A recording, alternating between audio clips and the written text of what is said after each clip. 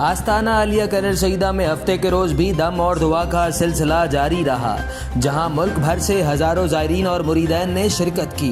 सजादा नशीन दरबार आलिया बिलावड़ा शरीफ सिपा सलार अकीदा ताजदार ख़त्म नबूवत साहबजादा हक खतीब हुसैन अली बादशाह सरकार की मौजूदगी में ताजदार ख़त्म नबूवत के नारे फ़िज़ा में बुलंद रहे।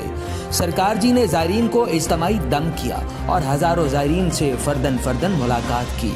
इस मौका पर खिताब करते हुए सजादा नशीन दरबार आलिया बिलावड़ा शरीफ साहबजादा हक खतीब हुसैन अली बादशाह सरकार ने कहा, इंसानी तरक्की और फलाह व बहबूद के लिए ज़हनी और जिस्मानी नशोनुमा के साथ साथ रूहानी तरबियत और नशोनुमा भी ज़रूरी है।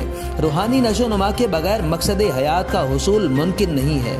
साहबजादा हक खतीब हुसैन अली बादशाह सरकार ने कहा कि औलिया अल्लाह की दरसगाहें और आस्ताने रूहानी तरबियत की अजीम दरसगाहें हैं, जहां इंसानियत की दुनिया और आखिरत को संवारा जाता है। आपने ज़ायरीन और मुरीदैन को हिदायत की कि वो नमाज कायम करें, कुरान पाक को पढ़ें और कुरानी तालीमात पर अमल करें। साहबजादा हक खतीब हुसैन अली बादशाह सरकार ने मुल्क व कौम की तरक्की और अफवाज पाकिस्तान की कामयाबी और कामरानी के लिए खुसूसी दुआ फरमाई।